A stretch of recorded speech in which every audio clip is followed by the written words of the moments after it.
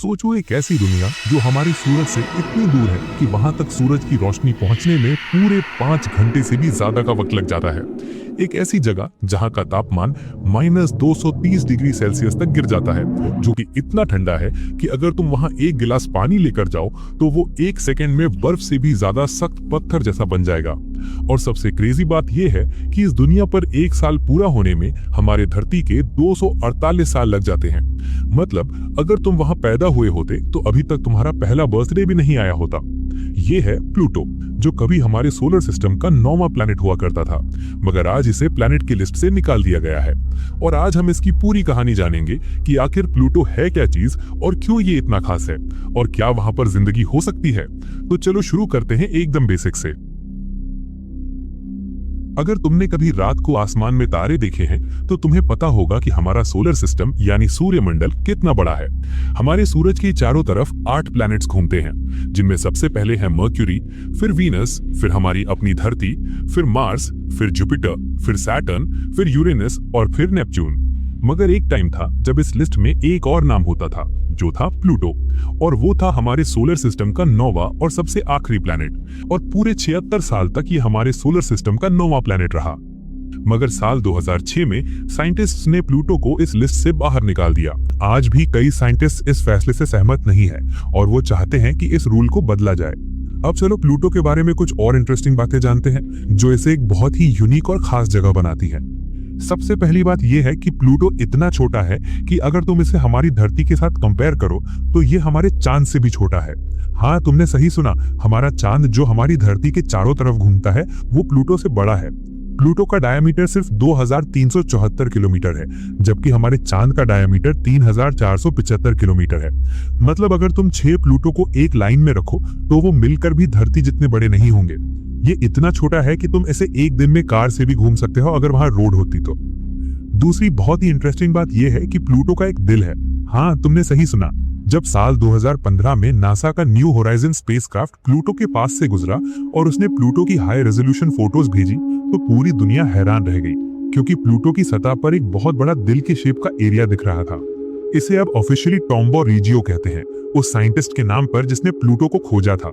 ये area nitrogen ice से बना है और ये इतना बड़ा है कि इसके अंदर टेक्सास जैसे 2 पूरे स्टेट्स आ जाएं। तीसरी बात यह है कि प्लूटो की ऑर्बिट बहुत ही अजीब है। बाकी सारे प्लैनेट्स लगभग एक सीधी लाइन में सूरज के चारों तरफ घूमते हैं, मगर प्लूटो की ऑर्बिट टेढ़ी है। इसकी ऑर्बिट इतनी टेढ़ी है कि कभी-कभी ये नेपच्यून से भी करीब आ जाता है सूरज के।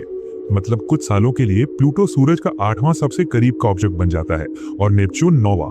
ये लास्ट टाइम 1969 से 1999 तक हुआ था। उस टाइम पर प्लूटो नेपच्यून से करीब था सूरज के। चौथी बात यह है कि प्लूटो के 5 चांद हैं। सबसे बड़ा है शैरन, जो इतना बड़ा है कि कुछ साइंटिस्ट्स कहते हैं कि प्लूटो और शैरन को एक डबल प्लैनेट सिस्टम कहना चाहिए, क्योंकि शैरन प्लूटो के साइज का लगभग आधा है। बाकी के 4 छोटे चांद हैं, निक्स, हाइड्रा, कर्बरस और स्टिक्स। ये सारे बहुत छोटे हैं और इन्हें 2005 के बाद खोजा गया था। 5वीं बात यह है कि प्लूटो पर बर्फ के पहाड़ हैं। हाँ, मगर ये बर्फ पानी की नहीं बल्कि नाइट्रोजन, मीथेन और कार्बन मोनोऑक्साइड की है। न्यू होराइजन्स ने प्लूटो पर ऐसे पहाड़ खोजे जो 3 किलोमीटर से भी ऊंचे हैं, और ये पहाड़ पानी की बर्फ से बने हैं जो वहां के एक्सट्रीम तापमान में पत्थर जैसी सख्त हो जाती है। और इन पहाड़ों के बीच में ग्लेशियर्स बहते हैं, मगर ये ग्लेशियर्स नाइट्रोजन आइस के बने हैं। ये एक पूरी अलग दुनिया है जो हमारी धरती से बिल्कुल अलग है।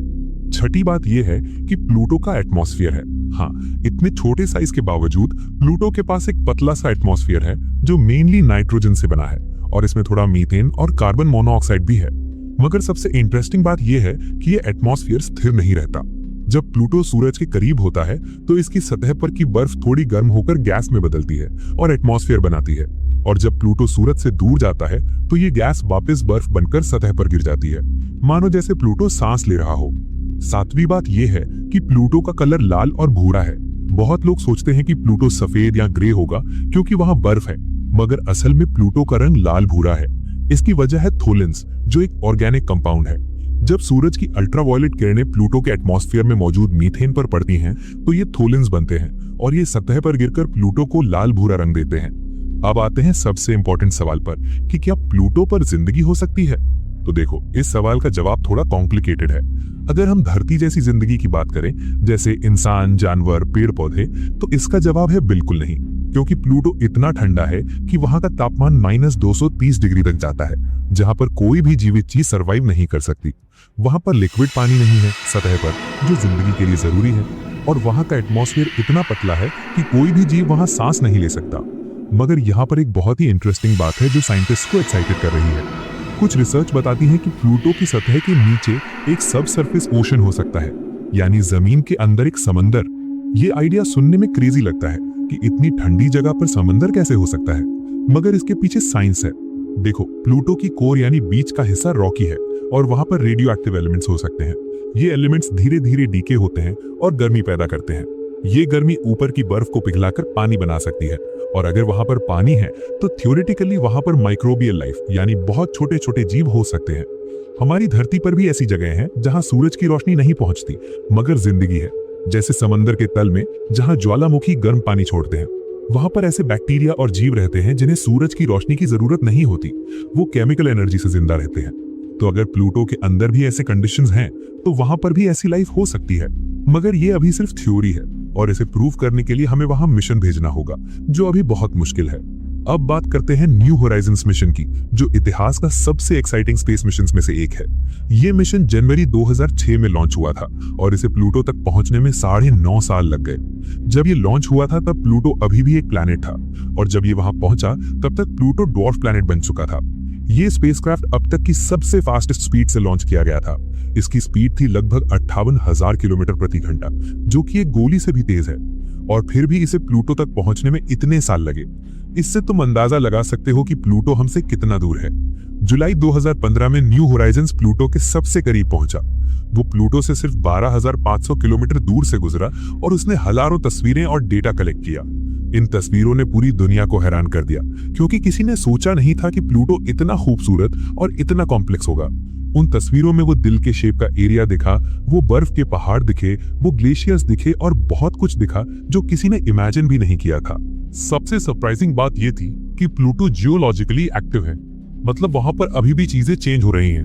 वो दिल के शेप का एरिया स्पुतनिक प्लेनिशिया, जो नाइट्रोजन आइस का बना है, वो लगातार धीरे धीरे मूव कर रहा है, जैसे कि कोई बहुत धीमा ग्लेशियर बह रहा हो। वहां पर क्रायो वॉल्केनो भी हो सकते हैं, जो बर्फ और पानी को उगलते हैं लावा की जगह। ये सब चीजें बताती हैं कि प्लूटो कोई डेड वर्ल्ड नहीं है, बल्कि वहां पर अभी भी एक्टिविटी हो रही है। प्लूटो के बारे में अभी भी बहुत कुछ है जो हम नहीं जानते। न्यू होराइजन्स ने सिर्फ एक फ्लाई बाय की थी, मतलब वो बस प्लूटो के पास से गुजरा था। वो वहां रुका नहीं था और ना ही उसने प्लूटो की ऑर्बिट में एंटर किया था। इसकी वजह ये थी कि प्लूटो इतना दूर है और इतना छोटा है कि वहां की ऑर्बिट में एंटर करने के लिए बहुत ज्यादा फ्यूल चाहिए, जो उस स्पेसक्राफ्ट के पास नहीं था। तो उसने बस तेजी से गुजरते हुए जितना डेटा कलेक्ट कर सकता था किया और आगे बढ़ गया। अब वो और भी दूर जा रहा है, कूपर बेल्ट में, और हमें और भी नई चीजें दिखा रहा है। अब सोचो कि प्लूटो इतना खास क्यों है। देखो, प्लूटो सिर्फ एक छोटा सा बर्फ का गोला नहीं है, ये हमें बताता है कि हमारा सोलर सिस्टम कितना डाइवर्स है। हर प्लैनेट और हर वर्ल्ड अपने आप में यूनिक है। प्लूटो हमें यह भी बताता है कि साइंस हमेशा चेंज होती रहती है। जो कल सच था वो आज नहीं हो सकता, और जो आज सच है वो कल चेंज हो सकता है। प्लूटो को प्लैनेट का स्टेटस वापस मिल भी सकता है अगर साइंटिस्ट डेफिनेशन बदल दे। अब फाइनल सवाल ये है कि क्या हम कभी प्लूटो पर जा पाएंगे? तो देखो, अभी की टेक्नोलॉजी से ये बहुत मुश्किल है। प्लूटो इतना दूर है कि वहां पहुंचने में 9.5 साल लगते हैं, और वो भी सबसे फास्टेस्ट स्पेसक्राफ्ट से। और वहां पर कोई इंसान भेजना तो अभी के लिए इम्पॉसिबल जैसा है। मगर साइंस तेजी से आगे बढ़ रही है।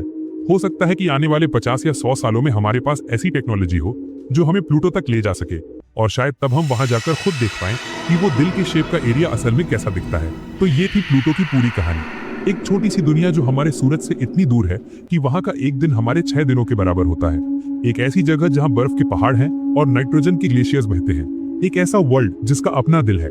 प्लूटो हमें याद दिलाता है कि ब्रह्मांड में अभी भी बहुत कुछ है जो हम नहीं जानते, और बहुत कुछ है जो खोजा जाना बाकी है।